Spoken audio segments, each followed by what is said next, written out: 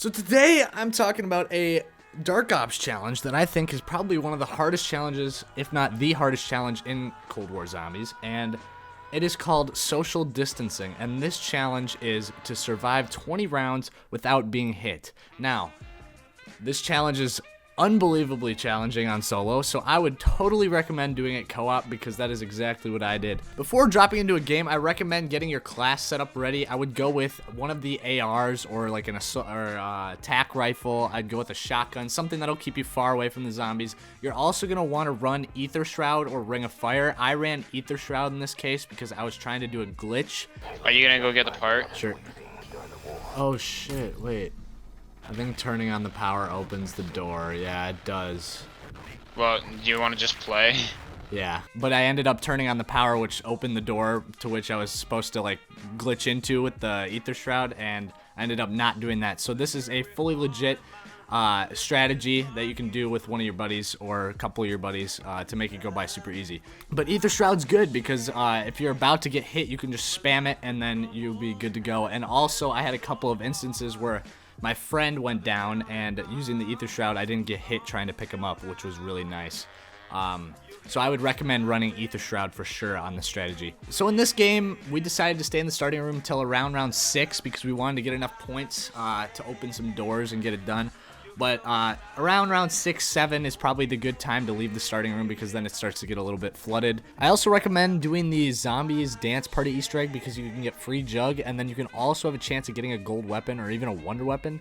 And that'll come in handy on these later rounds, especially when you don't have a lot of salvage to upgrade your guns from like purple to gold. I ended up getting 2 gold weapons, which was really lucky, and it made it super easy to do this. I had literally like no problems at all. After I got Jug, I kind of just ran around in the plane wing area until the Megatron came over, and once the Megaton comes by, then you kind of got to move to a different spot. So for us in our game, a Megaton came on round 8, and so what I did was I just kind of ran around and let my friend take care of it because I did not want to get hit by one of those projectiles and then have to restart the game. So I actually almost ended up getting sniped by one. So just be careful, let your friend take care of them, and then maybe have your friend run Ring of Fire, because then it's super easy to take him out by himself. I ended up just winging the rest of the challenge, to be honest. I ended up finding that the pond was a really good area to train, or just sit in the corner by that door up by Noct, that if you don't open that, it's really easy to just sit in that little corner and watch the window to your left, and then watch the zombies in front of you as well. My friend was actually training in the spawn room, which was really nice because the spawns were actually really slow over by the pond. So this was my whole strategy. I kind of just sat in this corner.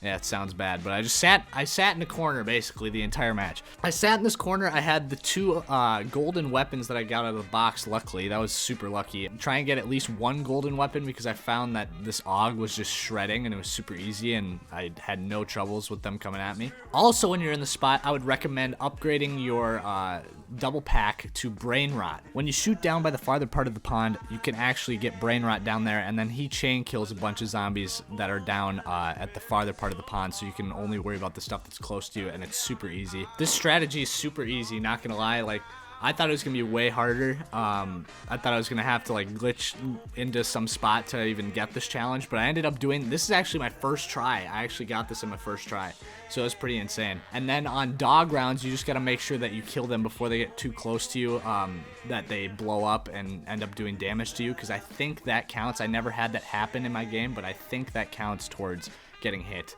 So if you hear one, make sure that you focus on it and try and get that dog killed right away, because those things, they go fast. They go fast. They can get up to you real quick. For rounds, the Megaton, I really didn't have too much of a difficulty with them because they would mostly spawn on my friend in the spawn. If you get one that spawns on you, just kind of run a lap around the map until your buddy comes and takes care of him, because you really just can't take a chance with that because they can just snipe you from across the map with their projectiles. The other thing is, if you're running Ring of Fire, you can totally take care of them yourself and just use that and destroy them real quick, because if you upgrade Ring of Fire to the 3rd tier, you cannot take projectile damage, so that way you can take care of them pretty fast. And then also, if you want to use Aether Shroud, you can also kind of go invisible, take them out.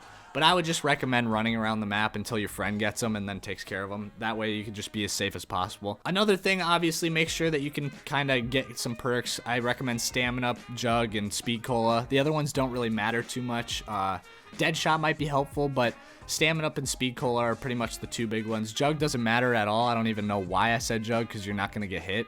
And if you do get hit, you have to restart. So you don't really have to focus on Jug. But if you do that free Easter egg to try and get a gold gun, then you're going to get Jug anyway. So just make sure you have Stamina, because then you can run pretty fast, obviously, to get away from them. And then Speed Cola is really helpful in this strat too, because you want to make sure that you're reloading and you can shoot at them as fast as possible. Insta kills are saviors in this, because you literally have no chance of getting hit when an insta-kill's on.